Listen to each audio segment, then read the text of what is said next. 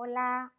un gusto saludarlos virtualmente. Les pido mucha paciencia sobre esta forma de dar una clase a una computadora, aunque puede imaginarlos, no resulta lo mismo. En primer lugar, quiero comentarles que vamos a tratar solo algunos aspectos legales en la actividad trasplantológica de órganos, tejidos y células. Cuando hablo de trasplante me estoy refiriendo tanto a la actividad de procuración como al implante. Hasta el día de hoy no podemos pensar siquiera en el implante sin la actividad de procuración, salvo que el avance científico nos permita obtener órganos bioartificiales o cualquier otro sustituto que pueda dar respuesta a aquellos pacientes que padecen insuficiencia o ausencia de función de uno o más de sus órganos y encuentren en el trasplante esa alternativa al tratamiento con resultados cada vez mejores. Tanto lo podemos ver en el corto y largo plazo. Ahora bien, ¿por qué decimos que solo vamos a tratar algunos aspectos? Porque la ley de trasplantes es una ley muy abarcativa que no solo aborda aspectos vinculados a los actos médicos, sino también aborda a los profesionales que llevan a cabo la práctica tanto de ablación como de implante, a los establecimientos, en cuanto a cuáles son los requerimientos no solo edilicios, sino también de infraestructura y que tienen que ver con cuestiones también de recurso calificado para poder llevar a cabo las prácticas. Esto lo pueden ver muy claramente en las resoluciones en CUCAI, cómo cada órgano requiere de determinadas infraestructura y requisitos para que realmente puedan ser habilitados. También regula aspectos que tienen que ver con aspectos sancionatorios y vinculados a las prohibiciones sobre qué cosas están prohibidas en cuanto a trasplantes. Así que todo ello hace que, sin dudas, es muy extensa y muy complejo poder abordar toda la ley en una clase y obviamente que sería sumamente tedioso y aburrido ver cada uno de los artículos que integran la ley de trasplantes. Ahora bien, vamos al punto, digamos, central en el que quiero pararme para que ustedes puedan entender por qué existe una ley especial que regula un tema vinculado a la salud, cuando no todos los temas vinculados a la salud tienen una ley especial, y por qué vamos a hablar de una ley nacional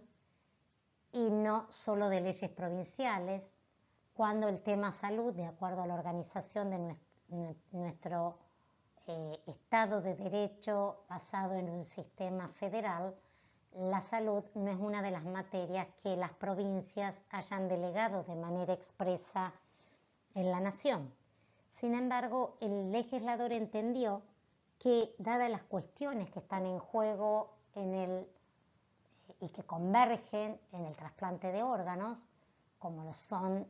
el tema de la muerte y la disposición de derechos personalísimos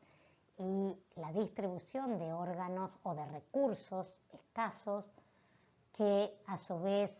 garanticen la accesibilidad a todos los pacientes con indicación de trasplante sin importar la raza, el credo, la situación socioeconómica, ni su instrucción, ni ninguna cuestión que lo único que tenga en cuenta sea el hecho de ser una persona y un paciente con indicación de trasplante y que por tanto debe garantizársele esa accesibilidad. Sin dudas hace que el legislador haya entendido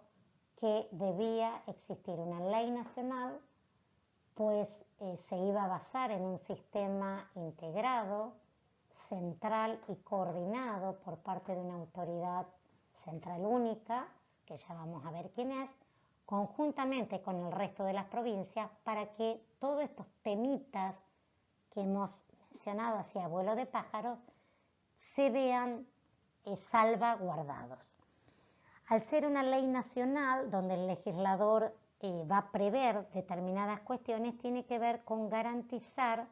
que determinados presupuestos básicos mínimos sean respetados y que de esa manera las provincias, al adherir a la ley nacional o dictar sus propios cuerpos normativos locales, no regulen determinadas cuestiones por debajo de ese piso, es decir, por debajo de ese mínimo que va a garantizar el derecho de los pacientes. Entonces, partimos desde estas cuestiones básicas que decimos por qué es una ley nacional. Partimos de por qué es una ley especial, porque no solo por la complejidad de la temática, sino fundamentalmente porque el Código Civil, que es el que regula el derecho de fondo de los ciudadanos, remite a la ley de trasplante en todo lo concerniente a la temática. ¿Y por qué el legislador entendió allá por la década del 70, entre el 70 y el 77, luego del consenso sobre una nueva forma de diagnosticar la muerte en circunstancias especiales, como fue el diagnóstico de la muerte cerebral, luego consensuado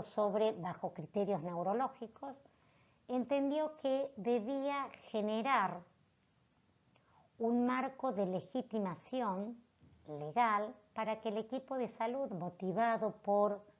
devolverle o revertir la situación de muchísimos pacientes en espera de un órgano, pudieran avanzar sobre ese cadáver que batía su corazón, es decir, que su corazón seguía latiendo y que, por lo tanto, también, con las medidas de soporte vital, también tenía temperatura. Esto, sin dudas, ubiquémonos siempre en el contexto en el cual, que no es el que tenemos hoy, más de 50 años después, el equipo de salud hacía los trasplantes, es decir, procuraba órganos de personas a las que se le diagnosticaba la muerte bajo criterios neurológicos y que hasta ese momento lo único que existía, no desde el punto de vista normativo, era el Código Civil escrito por Dalmacio Vélez Sarsfield en el siglo XIX, en el año 1871, código que rigió hasta el 2015, pero que hasta el año 77 no existía otra norma que receptara legalmente esta nueva forma de diagnosticar la muerte. Fíjense, interesante, que el trasplante de órganos como terapia médica, que es uno de los antecedentes de la bioética, ustedes ya lo van a ver bien con el doctor Eduardo Tanús, y objeto de estudio de la bioética también, es de algún modo un micromodelo bioético en el que convergen muchísimos dilemas. Uno de los primeros dilemas en torno del trasplante de órganos, allá por el año 1950, giraba en torno del dilema que provocaba el donante vivo, es decir, la mutilación del donante vivo. Luego, con más cantidad de trasplantes, siguieron, digamos, los dilemas en torno del carácter experimental del trasplante con donante vivo. Luego tuvo que ver con la nueva definición de muerte, allá por el año 60-70, el consenso de Harvard fue allá por el 68, 1968. Luego el dilema se trasladó al advenimiento de los nuevos inmunosupresores. Luego con la organización que requería esta actividad y sobre todo cuando queríamos salvaguardar ese derecho de todo paciente con indicación de trasplante sin importar dónde vivía o sin importar cuán lejos estaba de los centros de trasplante. Entonces esa distribución y asignación de órganos se debía hacer de modo equitativo. Otro de los dilemas que surgieron, digamos, ya a partir del año 2000 con organizaciones bien consolidadas como tenemos en nuestro país mediante el INCUCAI y los organismos jurisdiccionales que trabajan de manera coordinada, estuvo en torno de la generación de medidas de acción positiva por parte del Estado para limitar la posibilidad del comercio de órganos y turismo trasplantológico. Y esto sin dudas sigue siendo un flagelo en muchas latitudes del mundo. En nuestro país esto no ocurre, pero de hecho en el año 2008 la Sociedad Internacional de Trasplante, a través de la Organización Mundial de la Salud, elaboró un documento conocido como Declaración de Estambul, y en la región nuestra de América Latina y el Caribe, 2 años más tarde, la Sociedad de Trasplantes de América Latina y el Caribe elaboró un documento conocido como Documento de Aguascalientes, donde, considerando las particularidades propias de nuestros países, se elaboró un documento proscribiendo el comercio de órganos. Esto, por supuesto, que no es suficiente, pero sí es una piedra fundamental o un hito fundamental donde los países pueden verse respaldados a la hora de denunciar prácticas mafiosas y contrarias a la ética médica y a la moral sobre prácticas que tengan que ver con el comercio de órganos. Seguramente el doctor Roberto Tanús les puede contar un poquito sobre lo que pasó en Costa Rica y cómo se pudo limitar algunas de estas prácticas que se estaban llevando a cabo. Dicho todo esto que tiene que ver con estos dilemas y que siguen ocurriendo lamentablemente en muchos lugares del mundo, vamos a retomar el punto inicial que tiene que ver por qué el legislador se vio impulsado a receptar esta nueva forma de diagnóstico de muerte por el nuevo escenario en donde el equipo de salud iba a actuar sobre un cadáver, un cuerpo cadáver, donde el corazón de ese fallecido estaba latiendo. Esto sin dudas tiene que ver con estos temores que siguen existiendo y recelos acerca de la muerte bajo criterios neurológicos y que provienen principalmente de que no es un concepto fácil de entender para la gente común. Intuitivamente cualquier persona le costará comprender que su familiar o amigo está muerto si aún su corazón late y que parece vivo, y tampoco han contribuido mucho a disipar estos temores cuando todavía hoy a veces se le explica a la familia que a su hijo se le ha diagnosticado muerte encefálica y moriría tan pronto le retiremos el respirador que lo mantiene vivo. Esto sin duda nos lleva a respaldar lo que plantea el doctor Eduardo Tanús, y uno lo puede encontrar en las guías de buena práctica ético-legal del doctor Ignacio Magli, un maestro del derecho y de la bioética en estos temas, cuando lo que proponen justamente es desadjetivar la muerte, entender que la muerte es un evento único e inequívoco y que debemos desadjetivarlo para que no quede atado a estándares científicos dominantes y que no hablemos de muertes cardiorrespiratorias, muertes encefálicas. Debemos hablar de muerte sin más. En un futuro no muy lejano seguramente va a haber diagnósticos de muerte que nos lleven a hablar de muertes genómicas o mitocondriales, y en los tiempos que estamos viviendo ya escuchamos hablar de muertes coronavirus, de manera tal que debemos abonar esto de poder comunicar la muerte como muerte como quien da la noticia, al familiar o al amigo del fallecido, es decirle su pariente, su amigo ha muerto. Luego podremos explicar que se le ha diagnosticado la muerte bajo determinados criterios u otros,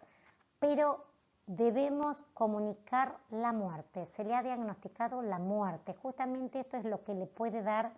mayor certeza al familiar y a la ciudadanía toda sobre la muerte de la persona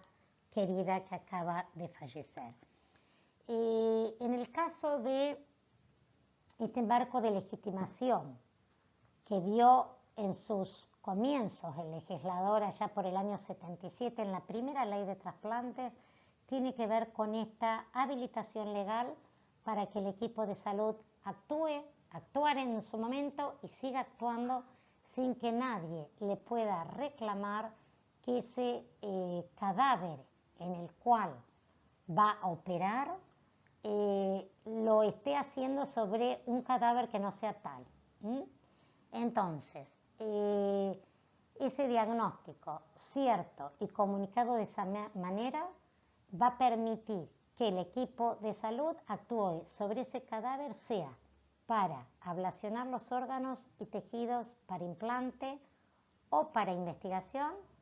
o en el caso de que no sea para obtener los órganos para donación,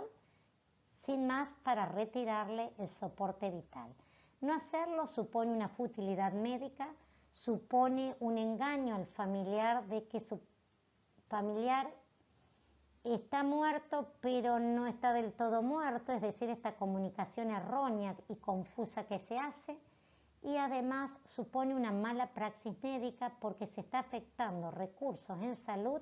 sin necesidad de sostener ese cadáver si es que no se van a obtener los órganos para trasplante.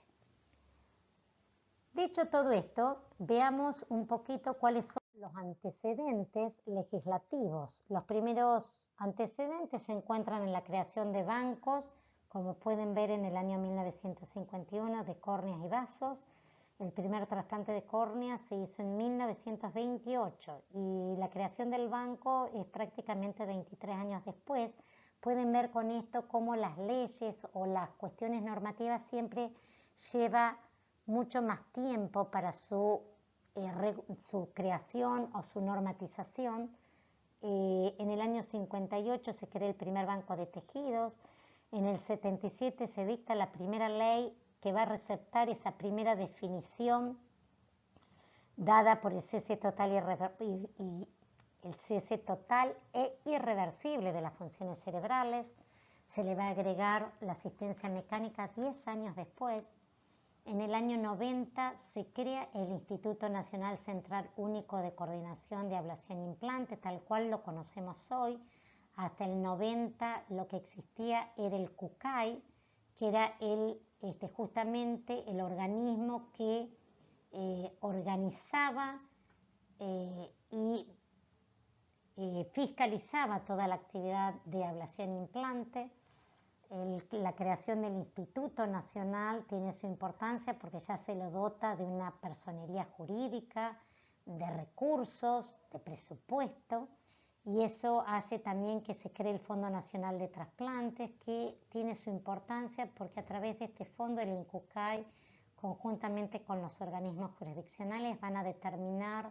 la afectación de recursos presupuestarios para el desarrollo de programas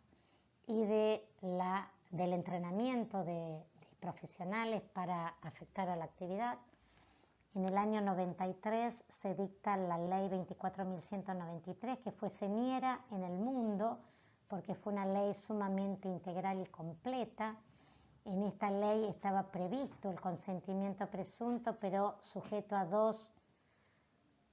requisitos que tenían que ver con la educación permanente de la población y las campañas en la concientización de la importancia en la donación, y la consulta que se iba a hacer a la población una vez pasado un tiempo prudente sobre la recepción de esta información y campañas sobre la importancia de la donación para ver si la población de la República Argentina había madurado y reflexionado sobre este tema y había recibido la información correspondiente para avalar o no la implementación del consentimiento presunto. Esto lamentablemente no se pudo sostener, es decir, estas campañas permanentes y la adecuación continua, de manera tal que en el año 2006 hubo un grupo de personas que pensaron que modificando la ley en este aspecto del consentimiento presunto podía aumentarse el pool de donantes. También se modificó la integración del directorio del INCUCAI, se suprimieron 2 directorios, uno era por afacimera, es decir, que representaba las facultades de medicinas del país, y el otro por concurso de antecedentes. El comportamiento de la figura del consentimiento presunto en la ley 24.193, sujeto a 2 condiciones. Por la ley 26.066 lo que se hizo es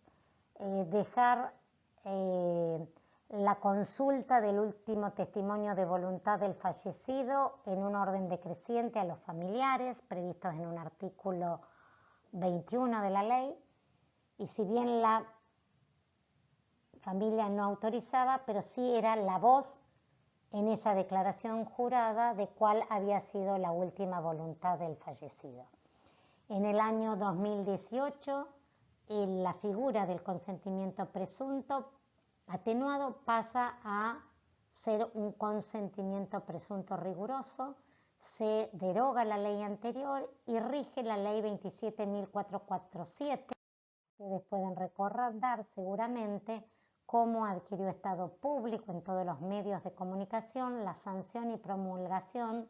de manera unánime por todos los legisladores por el impulso de esta nueva ley en la que se implementa sin más la figura del consentimiento presunto riguroso. Ahora bien, ¿por qué deberíamos saber sobre una ley de trasplantes? Si en realidad ni los abogados sabemos de todas las leyes, aunque nadie puede expresar o justificar su error o desconocimiento de alguna ley cuando quiere justificar o utilizarlo como eximente de responsabilidad.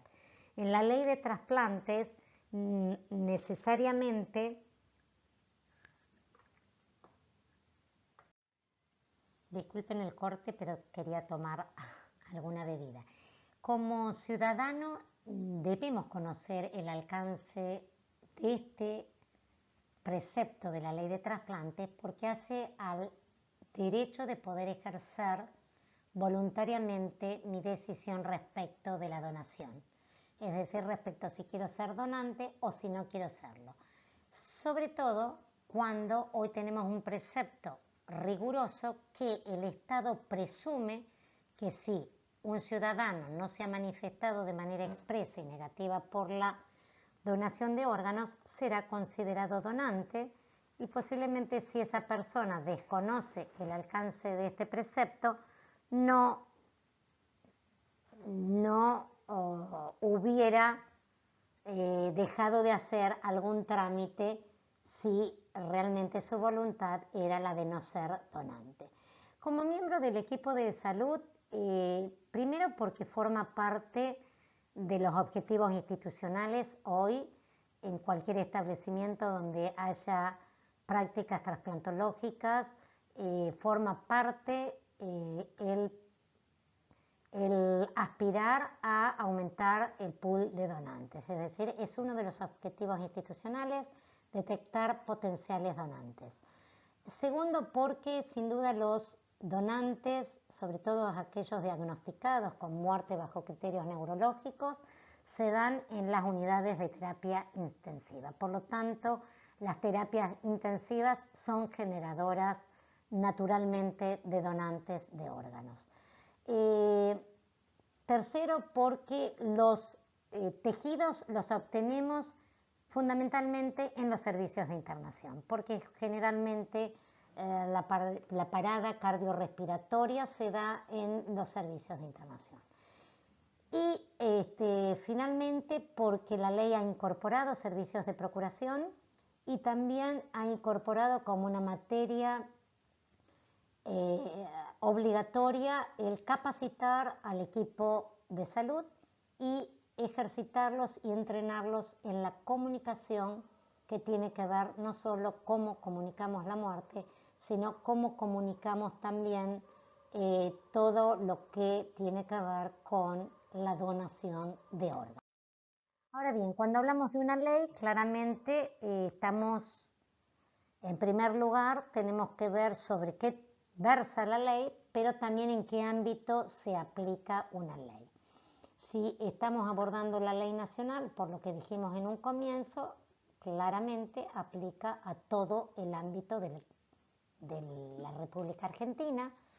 y es importante porque esto sin dudas tiene que ver con esas garantías que quizás ya mencioné, que tiene que ver con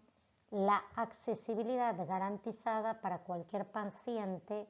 con indicación de trasplante, no importa en qué lugar del país viva. Si vive en Tierra del Fuego, en Buenos Aires, en Formosa o en Misiones. De manera tal que el territorio es la República Argentina y el objeto sobre el cual versa la ley nacional es sobre la extracción o ablación de órganos, tejidos y células, tanto aquellos que se obtienen de cadáveres humanos como de seres humanos para su posterior implante.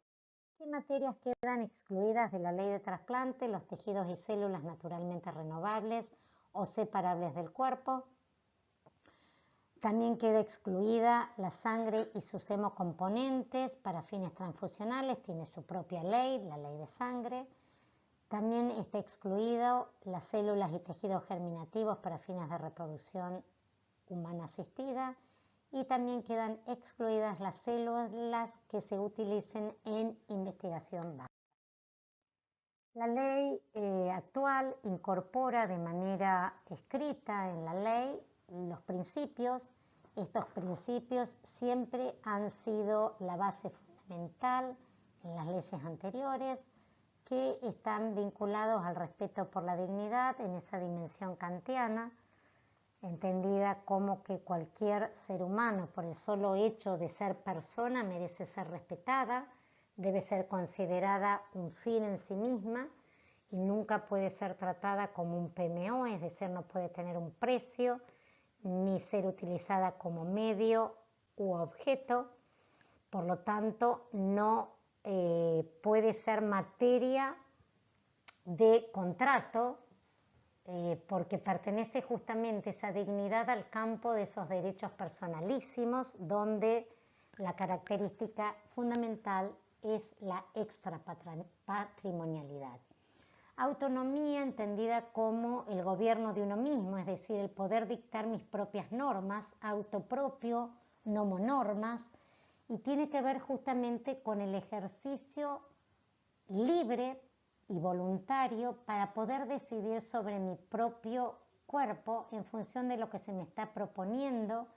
y que se inscribe en un proyecto que tenga de vida. Por lo tanto, soy el único, en tanto y en cuanto tenga pleno discernimiento, el que va a elegir si acepta o rechaza un tratamiento médico. La solidaridad y justicia entendida como equidad, porque la asignación y distribución de órganos se hace de un modo equitativo en base a criterios predeterminados entre el INCUCAI y las sociedades científicas afines, y se basa en un sistema solidario porque los órganos obtenidos de donantes cadavéricos van a un pool y de acuerdo a determinados parámetros que tienen que ver con los criterios de distribución, va a ser asignado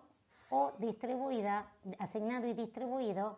a los pacientes inscritos en lista de espera. Es decir, que no hay posibilidad alguna de derivar un órgano porque me estoy muriendo, entonces dejo una directiva anticipada donde diga, como me estoy muriendo, quiero que mis riñones vayan a Juancito Pérez, que está en la lista de espera porque es mi familiar o porque es mi amigo. ¿Se entiende? Y la autosuficiencia, que tiene que ver con aquellos mecanismos para generar una capacidad de detectar potenciales donantes y generar esa capacidad generadora de órganos en los lugares donde se lleven a cabo implantes de órganos y tejidos. La ley también explicita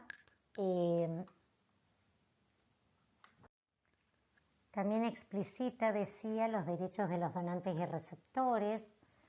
Ustedes pueden ver uno de los derechos que figura en esta diapositiva, tiene que ver con la intimidad, la privacidad y la confidencialidad, que sin duda son reglas básicas del secreto médico, reglas éticas, en donde claramente la práctica trasplantológica está comprometida, y que aseguran, digamos, que el concepto, digamos, esbozado ya por Hipócrates en el siglo IV a.C., que tiene que ver con todo aquello que vinculado al tratamiento que se le da al paciente y escuchar en el marco de esa relación médico-paciente, o incluso aquello que escuchara o accediera a datos fuera de él, debo callarlo y no debo difundirlo hacia otras personas, solo estará justificado en tanto y en cuanto tenga que ver con su tratamiento y que esa persona que va a compartir esa información sea conducente a los fines de ese tratamiento. Sin duda que la intimidad, su contenido, digamos, está referido a esa zona o a ese reducto donde se esconden los sentimientos más profundos del ser humano, ¿no? Que están vinculados a los deseos, a las alegrías, a las penas, a todos aquellos sentimientos donde se configura nuestro patrimonio más auténtico y donde no estamos obligados a que esos datos tan íntimos y que detentamos como sujetos no sean tratados, digamos, por otras personas como si fueran cosas. La integridad tiene que ver con el donante vivo, fundamentalmente, donde la ley es muy estricta a la hora de validar, digamos, la posibilidad de que una persona pueda ser evaluada y aceptada como donante, pues el médico es el responsable de evaluar y ponderar, digamos, los riesgos y beneficios de extraerle un órgano a ese donante. Piensen que ese donante no es un paciente, pero que sí se va a transformar en un paciente a la hora de ser intervenido para poder extraérsele un órgano y que ese órgano sea implantado en su familiar o en un amigo.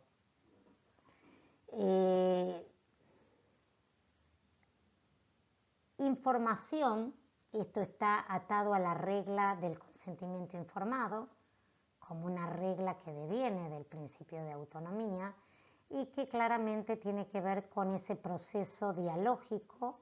continuo que se debe dar entre el médico y el paciente, donde de manera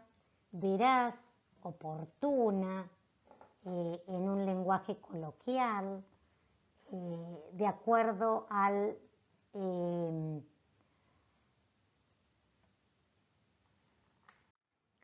nivel sociocultural del paciente, debe brindarle la información completa, con los riesgos, los beneficios, y darle el tiempo para que ese paciente reflexione sobre lo que se le propone y que ese paciente, en base a su proyecto de vida, pueda aceptar o rechazar el tratamiento que se le está proponiendo. De ahí que se hable de consentir. Difícilmente puedo consentir si no he recibido información. Entonces, consentimiento informado y rechazo informado. Si yo no recibo información, que no pueda discernir, que no pueda tener deliberadamente una intención sobre esa información que he recibido y libremente decidir, el acto nunca va a ser voluntario y por lo tanto ese rechazo informado o ese consentimiento informado será pasible de alguna impugnación. Uno de los temas interesantes que incorpora la nueva ley tiene que ver con la prioridad que se le da al paciente, al que estando con un operativo en curso, se le da prioridad en el traslado aéreo comercial o terrestre, justamente para garantizarle la recepción efectiva de ese órgano, que llegue en tiempo y forma, y no perder de otra forma la chance de acceder a ese recurso escaso que es el órgano asignado. Decíamos que en el año 90 se crea el Instituto Nacional, que es el INCUCAI, orbita dentro del Ministerio de Salud de la Nación, es una entidad estatal de derecho público, tiene personería jurídica, autarquía financiera, administrativa y normativa, es el organismo normatizador en todo lo que tiene que ver con la actividad trasplantológica, enmarcándose siempre en la ley nacional y en su reglamentación. Ustedes pueden ver a través de la página la cantidad de resoluciones específicas sobre cada uno de los órganos y de otras temáticas que aclaran y detallan aún mucho más los preceptos generales que encontramos en la ley. Es fiscalizado por la Auditoría General de la Nación y está dirigido por un directorio compuesto por 3 personas, el presidente, propuesto por el Ministerio de Salud y designado por el Poder Ejecutivo, el vicepresidente, que es propuesto por los ministros de salud de las 24 provincias a través de la COFESA, que es la Comisión Federal de Salud, y el tercer director, que ingresa por concurso de antecedentes y oposición. ¿Cuáles son las funciones fundamentales del INCUCAI? Habilita a los establecimientos donde se van a llevar a cabo las prácticas trasplantológicas y registra a los profesionales, de acuerdo, por supuesto, a requisitos especialmente determinados en la reglamentación. Esto tiene que ver con no solo, digamos, requerimientos en cuanto al edificio, sino a infraestructura que tiene que ver con aparatología y una serie de cuestiones muy detalladas para ser habilitados. Piensen que las habilitaciones se hacen por determinado tiempo y que ningún establecimiento puede disminuir sus condiciones para continuar estando habilitados. Los profesionales, para ser registrados, tienen que cumplir con una serie de requisitos vinculados a su capacitación e idoneidad y experiencia en la especialidad a la cual pretenden registrarse. De hecho, ustedes pueden ver en las resoluciones que no es lo mismo un trasplantólogo que quiera hacer trasplante hepático que renal o pulmonar o cardíaco, y esto está absolutamente especificado y es excluyente a los fines de su registro y habilitación por parte de la autoridad de Contralor. De esta forma se impone un criterio de formación superior al del médico común. Y ustedes pueden ver el SINTRA en la diapositiva. El SINTRA es el Sistema Nacional de Trasplantes, es una plataforma que sin duda alguna hace a una garantía de acceso a la información y a la transparencia, maneja 6 módulos. Yo solo me detengo en el Registro Nacional de Insuficiencia Renal Crónica Terminal, porque me parece interesante ver cómo este registro no es que el legislador se equivocó en sacarlo de la ley de diálisis, sino que tiene que ver con una garantía al paciente que ingresa a hemodiálisis de que no quede cautivo, de no recibir información oportuna y veraz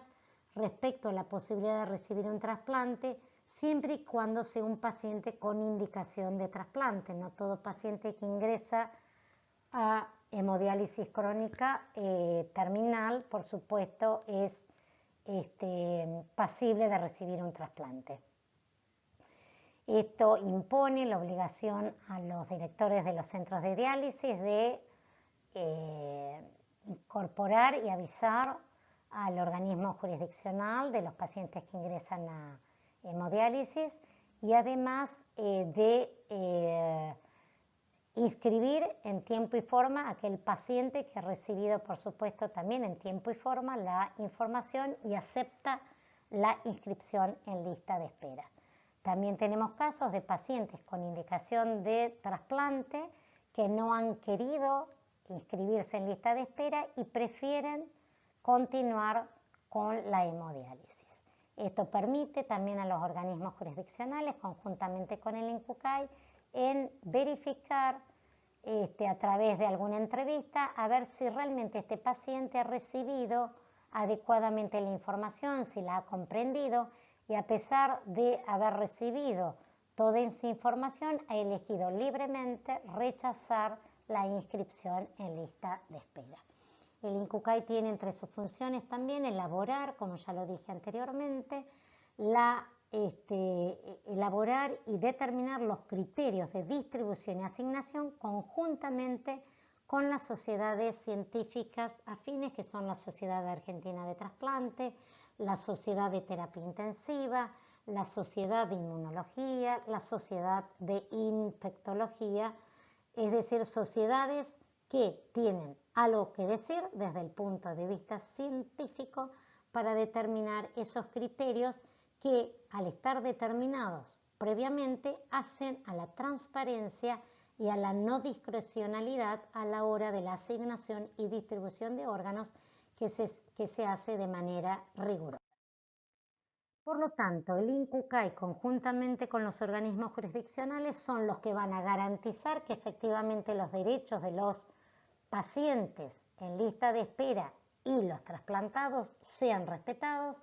y también van a ser quienes ejercen el poder de policía, es decir, fiscalizan que las obligaciones impuestas tanto a los profesionales como a los centros y establecimientos donde se llevan a cabo las prácticas sean cumplidas sin más.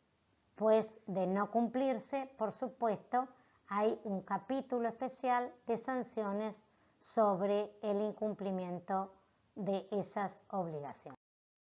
Bien, cuando hablamos de trasplante, por supuesto, el trasplante se puede hacer a través de la obtención de órganos que provienen de donantes vivos o donantes cadavéricos. Las características del acto de donación son las mismas, es decir, que el acto de donación pertenece a los derechos personalísimos, por lo que ya venimos diciendo en otras diapositivas, es decir, derechos que pertenecen al ámbito más privado e íntimo de las personas, están fuera del comercio, por eso son extrapatrimoniales, es decir, no se le puede poner un precio ni obtener nada a cambio por el donar un órgano.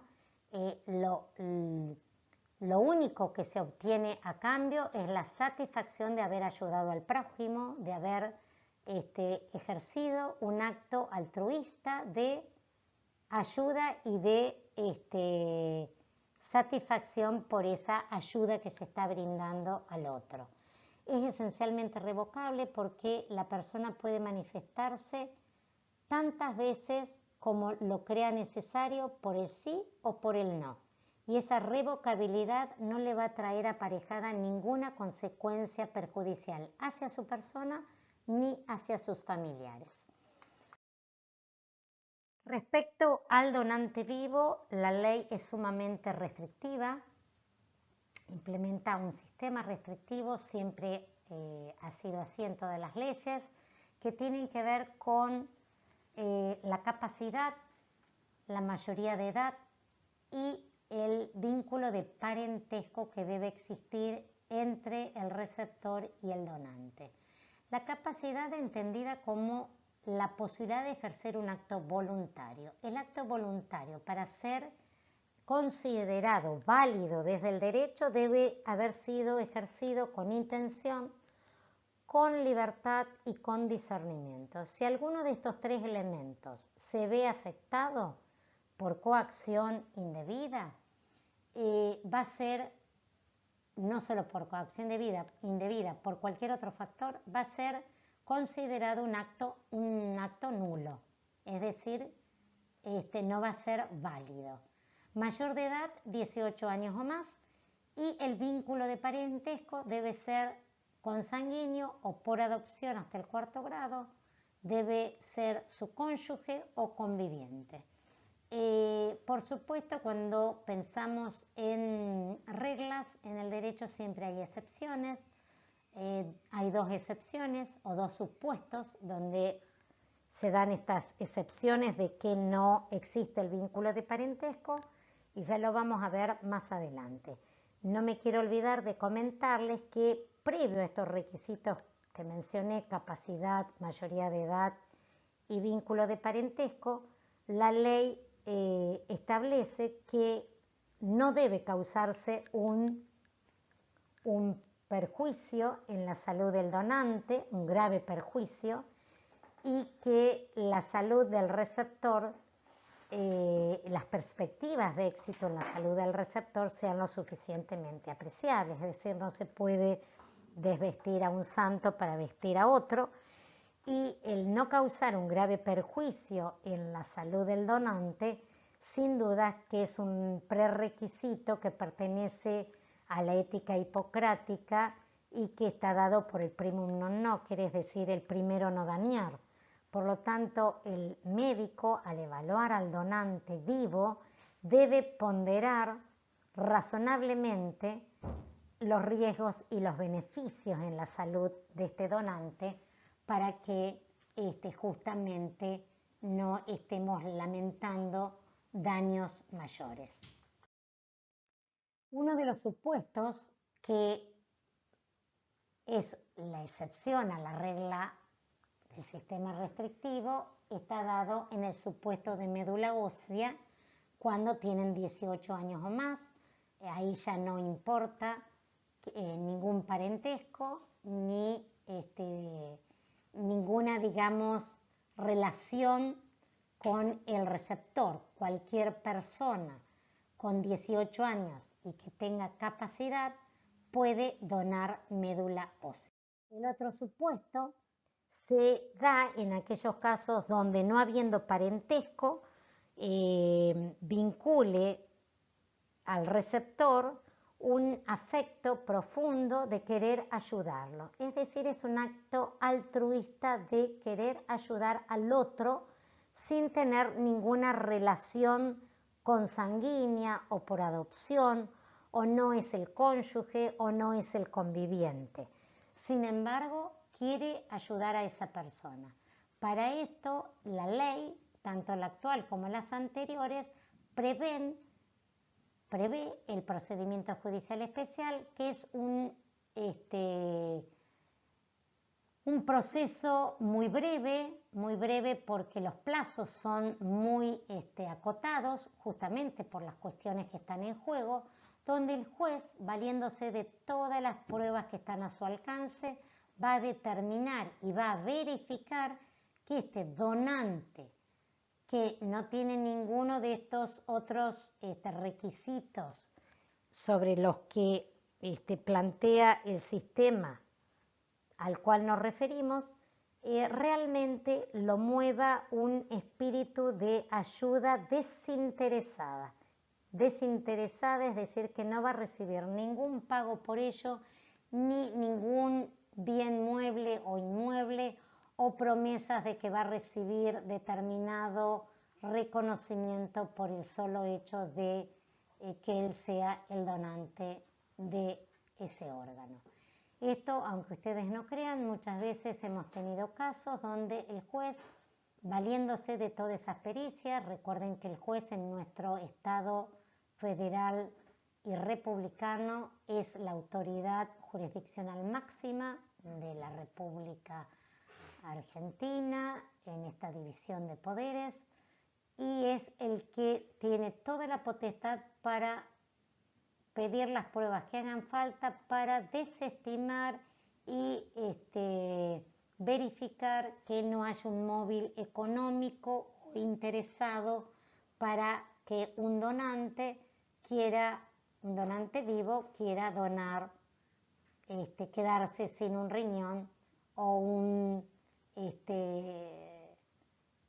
una porción de su hígado y donársela a otra persona con la que no tiene ningún vínculo de parentesco. Bien, la ley que estamos viendo, la 27.447, incorpora la donación cruzada, que ustedes bien saben es una modalidad del donante vivo, e incorpora un registro de donación y veremos en el tiempo qué normas dicta sobre el manejo del mismo. Para después de la muerte, los requisitos son los mismos que el donante vivo: capacidad, entendida como ese acto voluntario, 18 años o más, y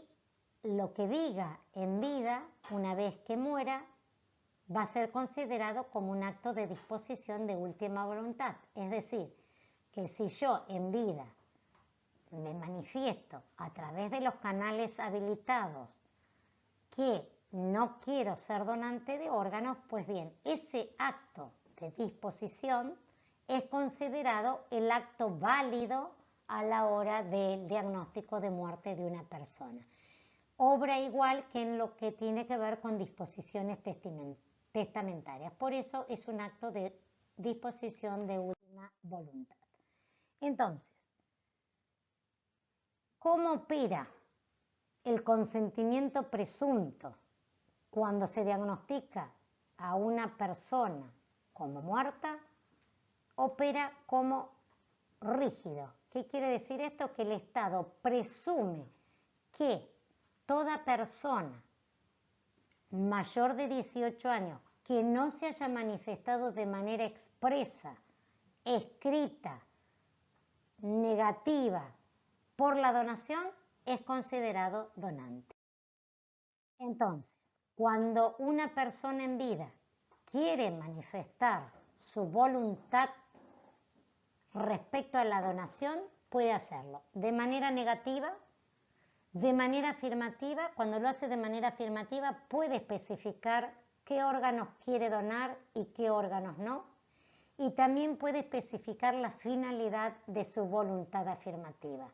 sea para implantar en otros seres humanos que estén en lista de espera o para investigación. Cuando digo para personas que están en lista de espera, esto reafirma lo que ya dije anteriormente, que la solidaridad de nuestro sistema está basado justamente en la integración de ese pool de órganos donde los órganos obtenidos de los donantes cadavéricos están allí y se distribuyen y asignan desde ese pool de acuerdo a criterios previamente establecidos de manera rigurosa. Es decir, ninguna persona en vida puede direccionar los órganos que dona para después de su muerte. ¿Cuáles son los canales habilitados que dije? El INCUCAI y organismos jurisdiccionales en provincia de Buenos Aires y en Ciudad de La Plata, por supuesto es el CUCAIBA, En la Ciudad Autónoma de Buenos Aires es el Instituto de Trasplante y así en cada una de las 24 provincias de la República Argentina están los organismos jurisdiccionales provinciales, que son las autoridades sanitarias jurisdiccionales en materia trasplantológica. Y el Registro Nacional de las Personas y también el Correo Oficial de la República Argentina. Todos estos trámites impuestos a los ciudadanos para hacer valer su voluntad respecto a la donación de órganos, por supuesto que no tienen cargo alguno, es decir, son gratuitos. Cuando digo no tienen cargo, me refiero al pago de una suma dineraria por ello, pero sí están a cargo de cada uno de nosotros como ciudadanos el tener que manifestarnos a través de estos canales, especialmente si no quiere alguien ser donante, porque si no, de otro modo, el Estado presume su consentimiento. Si no hay registro, es una de las preguntas que en general se hace, porque justamente estos canales habilitados que toman la voluntad del ciudadano, si bien están online, muchas veces puede haber un delay o que algún sistema se haya visto interrumpido y por lo tanto esa toma de voluntad en ese canal no se ve reflejado a la hora del diagnóstico de muerte. Entonces, el profesional a cargo del proceso de donación es quien debe verificar esa voluntad conforme lo dictamina la reglamentación y de algún modo empoderados los profesionales que están a cargo del proceso de donación son los que van a brindar la información a los familiares para que los familiares entiendan que ya no son ellos los que van a consentir o van a autorizar, digamos, la posibilidad de extraer los órganos, sino que con toda esa información y acompañándolos en el momento más doloroso de su vida, a través de el acompañamiento de personas entrenadas para abordar estas temáticas tan difíciles, quizás la más difícil que le toca escuchar al ser humano,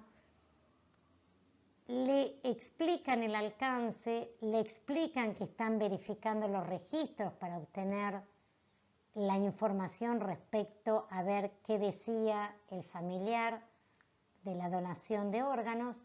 y de esta manera ya los familiares no consienten ni dan testimonio alguno sobre la donación de órganos. Lo que hacen es escuchar y poder procesar ese duelo y poder entender el alcance de la normativa. Ahora bien, si no hay una coincidencia en cuanto a lo que nos dice la familia, a pesar de ese acompañamiento, e insiste que su familiar no era donante y que él fue y lo manifestó y los registros no nos permiten obtener esa digamos,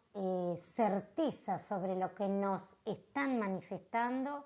el profesional tiene toda otra batería de elementos para poder corroborar esto y poder asentarlo en la historia clínica y en otros registros para que justamente se pueda respetar esto que se está manifestando y no se violente a una familia respecto a este tema.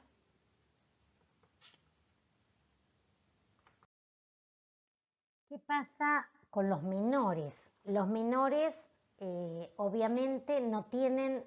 18 años, por lo tanto no pueden manifestarse ni en vida para después de la muerte, ni ser donantes vivos, obviamente, digamos, no pueden ellos decidir sobre la donación. Quienes subrogan esta capacidad, digamos, plena de los menores son los progenitores, es decir, mamá y papá, o el representante legalmente instituido del menor, y en caso de que no hubiere progenitores o representante legal instituido, es el Ministerio Popular. En nuestro ordenamiento jurídico, la Convención de los Derechos de los Niños, Niñas y Adolescentes tiene el mismo rango constitucional que la Constitución misma. Por lo tanto, de acuerdo a la supremacía normativa, esta convención lo que ha modificado es que el niño es considerado un sujeto de derecho y por lo tanto el bien protegido es el superior interés del niño. Por lo tanto, lo que se protege es ese interés del niño, y de ahí que quienes puedan decidir sobre el cadáver de ese niño son sus progenitores, y la ley nueva lo que dice es, o agrega, que puede decidir aquel que se encuentre presente en el momento del deceso. Esto obviamente se refiere a aquellos padres, es decir, madre y padre progenitores, que compartan la responsabilidad parental. Antiguamente se conocía como patria potestad. Entonces, obviamente que el legislador entiende que aquella mamá o papá que se encuentre en el momento del deceso y autoriza para la ablación compartiendo esa responsabilidad parental, es porque tiene el consentimiento del otro, que posiblemente no se encuentre en ese momento por un hecho fortuito, es decir, sea porque se retiró a buscar ropa, o se retiró para buscar alguna documentación que hace falta, o porque esté trabajando, o porque esté atendiendo al resto de hijos y no puede estar de manera permanente en el lugar donde estaba internado el menor. Es decir, que esto da por supuesto que cuando hablamos de progenitores que comparten la responsabilidad parental, el que se encuentra presente en el momento del deceso es porque cuenta con el consentimiento del otro. Porque si hay falta de consentimiento entre alguno de ellos, elimina la posibilidad de ablacionar el cadáver del menor. Ahora bien, cuando la responsabilidad parental no es compartida, es decir, que solo la detenta un solo progenitor, la posibilidad de autorizar es solamente de ese papá o mamá. Y en ausencia, como ya dije, de padres o representantes legalmente instituidos, es el Ministerio Popular el que va a autorizar o denegar la posibilidad de ablacionar el cadáver del menor. ¿Qué pasa en los operativos donde el diagnóstico de muerte cambia según sean las circunstancias? Si la circunstancia es en situaciones naturales, digamos que se diagnostica la muerte, sea por un infarto de miocardio o se produjo una ACV y luego se produce la muerte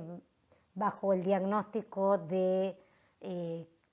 muerte encefálica bajo criterios neurológicos, se aplica sin más el artículo 33, es decir, se aplica el consentimiento presunto tal cual lo dijimos. Ahora, cuando el diagnóstico de muerte se produce en circunstancias violentas, donde puede tratarse de un homicidio o de un suicidio, ahí el único autorizado, o el único, digamos, que puede, que debe autorizar o rechazar la posibilidad de ablacionar ese cadáver es el juez. ¿Por qué? Porque aquí hay dos cuestiones. Por un lado está la causa penal y por el otro lado está la posibilidad de obtener órganos o tejidos. Entonces el juez, que es el único a través del informe forense, que son los ojos del juez en el cadáver, que es el que le va a decir, para no afectar el examen autopsial, qué órgano o qué tejido se puede extraer sin que se vea afectado para que no afecte esa justamente causa penal donde van a tener que seguir investigando el juez y todos los que operan, digamos, en esa causa para determinar finalmente, al cabo de un tiempo, cuál fue la causa por la cual murió esa persona. Si realmente es como nos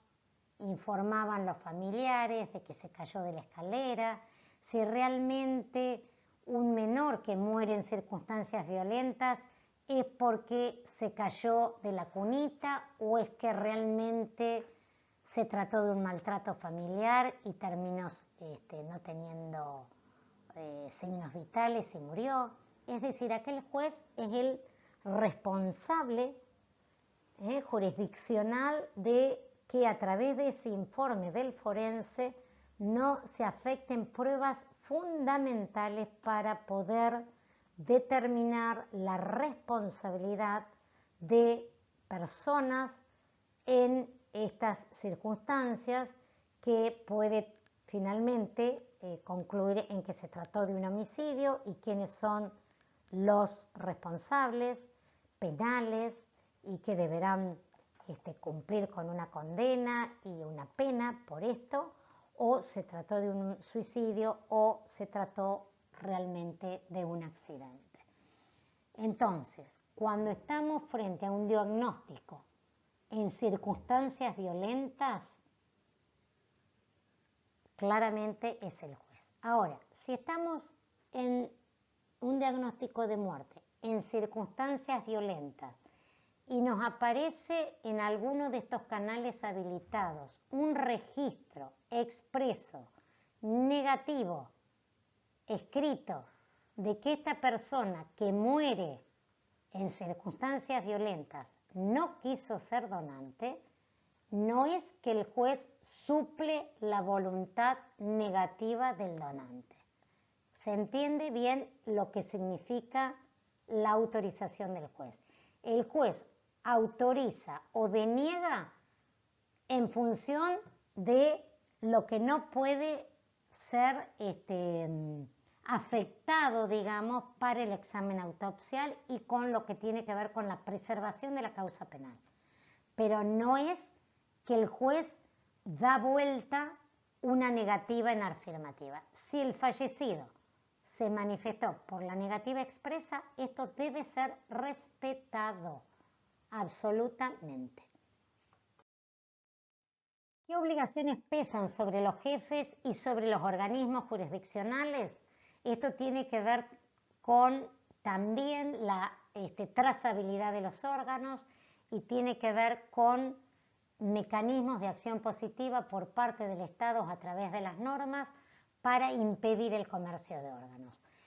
Informar al juez interviniente sobre cuáles fueron los órganos extraídos o ablacionados en relación con los autorizados, en qué estado se encontraban esos órganos y tejidos y si existieron o surgieron impedimentos para poder extraerlos y cuál fue la técnica de extracción o ablación utilizada. Sobre el organismo jurisdiccional, es decir, sobre CUCAIVA, sobre Instituto de Trasplantes, sobre el INCUCAI, pesa la obligación de informar al juez interviniente cuál fue el destino de los órganos, en qué establecimientos se llevaron a cabo los implantes de esos órganos, cuáles fueron los equipos de transporte utilizados. Recuerden que se puede hacer vía aérea o terrestre según la distancia que exista hacia el centro de trasplante donde el paciente al que se le asignó el órgano va a ser implantado. ¿Cuáles fueron los datos de los receptores o receptor? Recuerden que cuando tenemos un donante multiorgánico se pueden trasplantar hasta 8 personas en lista de espera, de manera tal que toda esta información, sin dudas alguna, nos da una trazabilidad impecable desde la detección de ese potencial donante hasta finalmente el implante de los órganos o tejidos ablacionados, sea para implante o que algunos por su estado o condición no pudieron ser extraídos o siendo extraídos han tenido que ser descartados por el estado en el que se encontraban. De manera tal que de esa forma el juez puede ver todo el recorrido desde la extracción de los órganos y tejidos hasta su último destino, sea un receptor o el descarte. Nosotros en la Ciudad Autónoma de Buenos Aires, para que no trascienda, digamos, los datos tan fácilmente en un papel en los juzgados donde pasan por distintas manos los expedientes, y pueda filtrarse los datos de los receptores y que la familia donante pueda acceder, y por ese mecanismo, creo haberles comentado, de transferencia, de que su familiar fallecido por ese órgano o esos órganos que donó estén en el cuerpo de varios de ellos, pueda creer que finalmente su ser querido de algún modo esté en el cuerpo, y sientan que su familiar está ahí y quieran tener algún vínculo cercano. Se ha consensuado con el presidente de la Cámara del Crimen y consensuado con todos los juzgados criminales que se les pasa solamente el proceso de donación, el número, y que ellos a través del SINTRA pueden verificar todos estos otros datos a los que acabo de mencionarles. De esa manera se preserva el anonimato y se preserva sin dudas la identidad y la intimidad de las familias receptoras, para que las familias donantes no se vean, digamos, tentados por ese dolor tan grande que tienen y que quieren de algún modo recuperar al familiar perdido. En cuanto a la definición de muerte, la ley actual lo que hace es prever ambos ceses que tienen que ver con funciones circulatorias irreversibles y funciones encefálicas, ese cese irreversible, que deben ser reconocidos mediante examen clínico adecuado tras un periodo apropiado de observación, y establece como hora de muerte aquella en la que se completa el diagnóstico. Esto difiere de la ley anterior, por cuanto la ley anterior hablaba de una verificación acumulada e ininterrumpida durante 6 horas de signos que debían sostenerse, irreversibles por supuesto, y que la hora iba a estar dada por aquella en que por primera vez se hubiera diagnosticado la muerte bajo criterios neurológicos. Esto actualmente ha cambiado, se ha cortado a 4 horas, y la hora de muerte se da cuando finalmente se completa el diagnóstico. Hay un protocolo aprobado por resolución ministerial donde se establecen los pasos precisos y rigurosos y obligatorios para efectuar el diagnóstico de muerte. Cuando se efectúa el diagnóstico bajo criterios neurológicos, la certificación debe ser suscrita por 2 médicos, uno de ellos debe ser neurólogo o neurocirujano.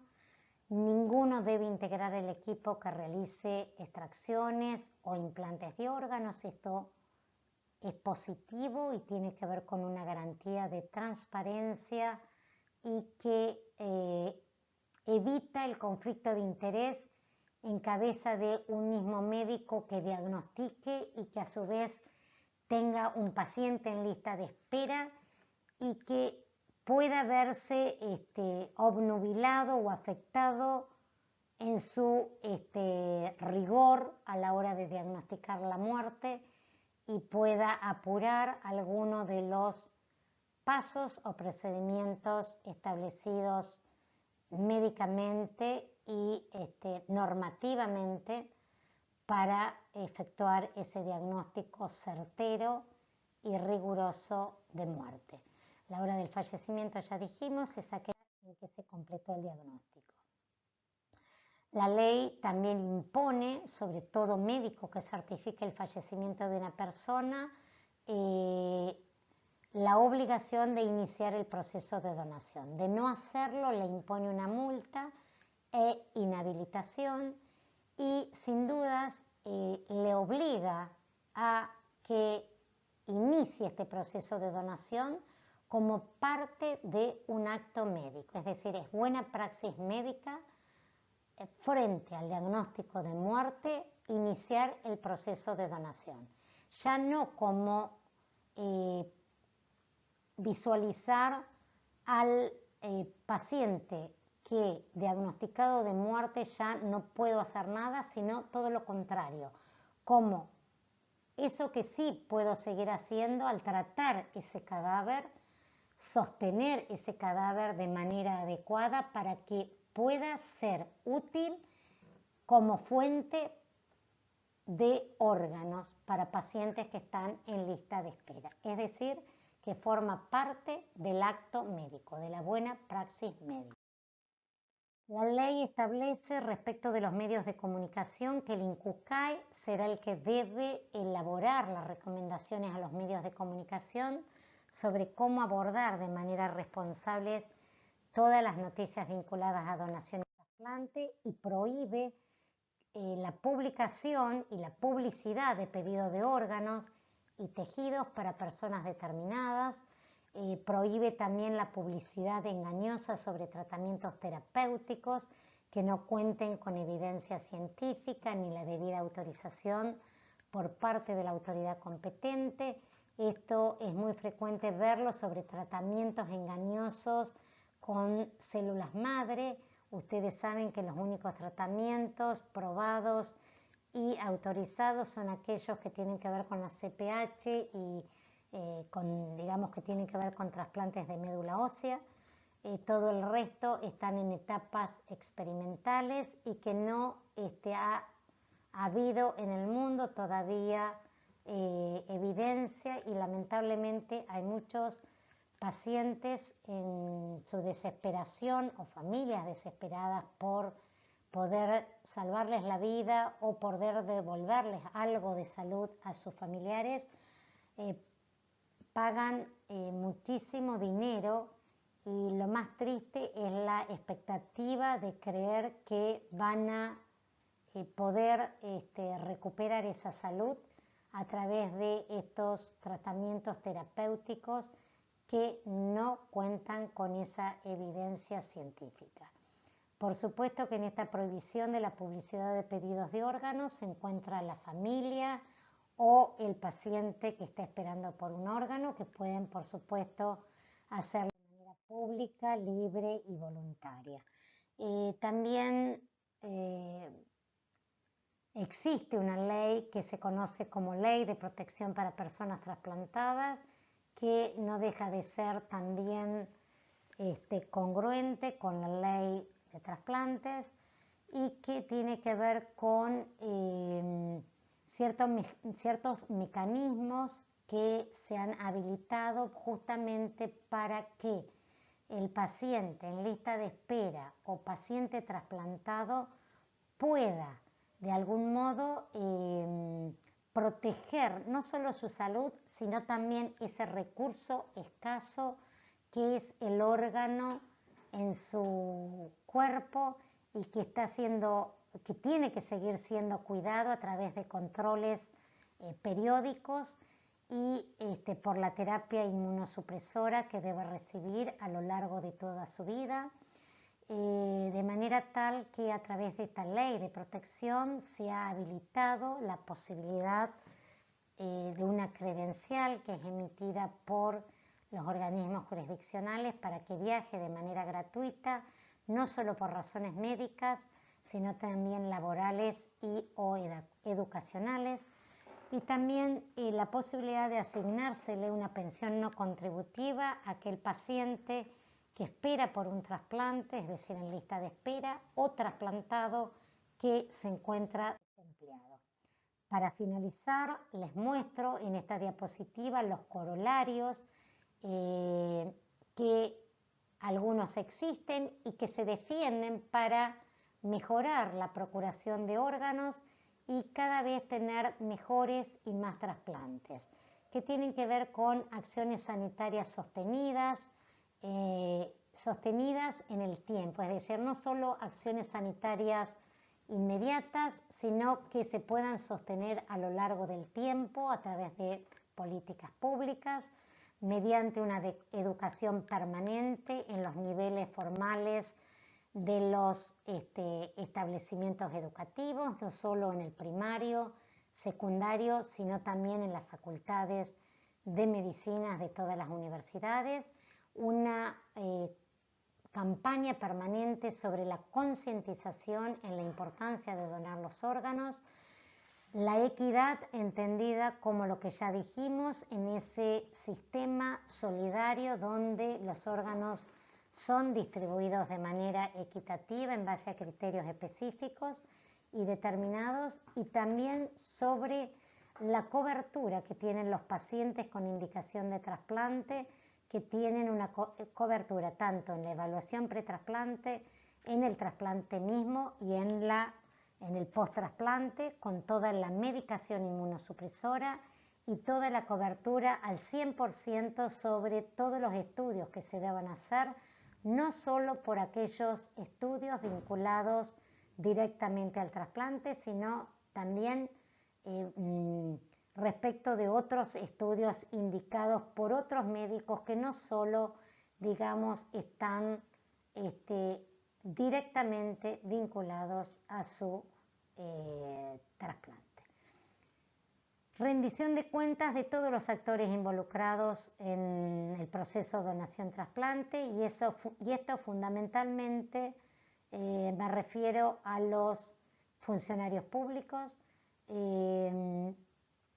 que también incluye a los jueces que intervienen también en el proceso donación-trasplante, como ya pudimos ver en aquellos operativos en donde la muerte se da en circunstancias violentas. Acceso a la información, también creo haberlo referido de manera amplia, está garantizado a través del SINTRA. El paciente inscrito en lista de espera se le otorga una clave donde puede verificar cómo va, digamos, interactuando en aquellos operativos en curso, donde él puede ir viendo cómo está jugando en esas listas de esperas que se abren. Otro de los temas fundamentales que me parece que tiene que ver con esta atención integral del paciente trasplantado en todas sus fases, el seguimiento del donante vivo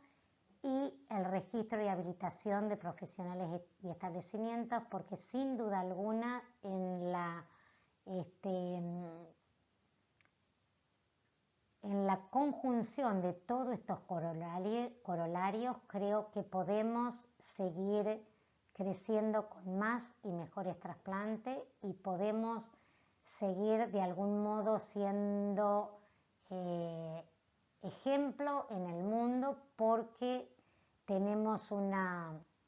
larga trayectoria trasplantológica con trasplantólogos que están a la altura de los mejores del mundo, y que nuestro sistema, es decir, la organización que tiene prevista nuestro sistema a través de nuestras leyes, de nuestro organismo central nacional y de nuestros organismos jurisdiccionales, y mediante los equipos de trasplante que se ajustan a todas estas normativas,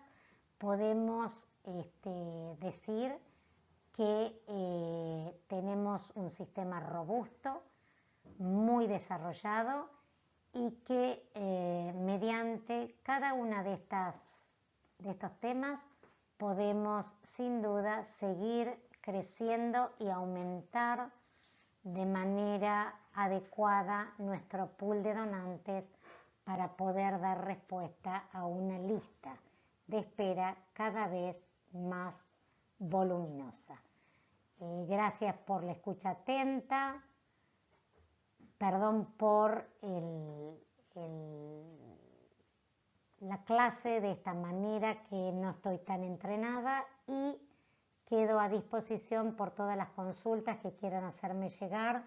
mediante mails o en la próxima clase que vamos a tener abierta donde ustedes puedan plantear sus dudas.